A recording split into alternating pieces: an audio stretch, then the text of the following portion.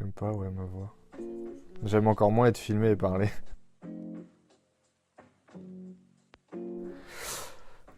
Alors, dans le dernier livre que j'ai sorti, donc Forgotten People, ça rassemble tout un travail autour justement de la mémoire liée aux lieux abandonnés. C'est-à-dire que dans des maisons abandonnées que je visite, je récupère des photos qui sont laissées là par les anciens propriétaires.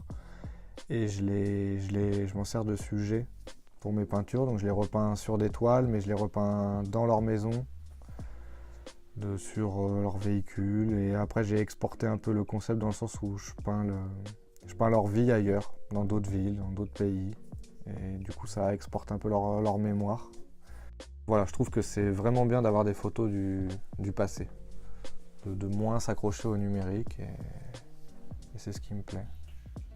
Du coup, chez moi, j'ai je sais pas, peut-être 400 photos qui représentent toute la vie de certaines personnes. J'ai des photos d'eux quand à 18 ans et j'en ai d'autres quand ils en ont 80. La durée dans le temps de mes boulots, surtout en extérieur, c'est aussi assez aléatoire, ça va dépendre du support. Par exemple, sur une voiture, ça dure pas plus d'une année, puisque avec la carrosserie, la peinture tient pas bien. Après, sur des murs, ça peut tenir beaucoup plus longtemps. Non, moi je qualifierais pas ça de street art, puisque pour moi, c'en est pas du tout, dans le sens où j'interviens pas trop dans la rue directement en ville. Je vais surtout dans des lieux abandonnés, un peu plus en périphérie au final.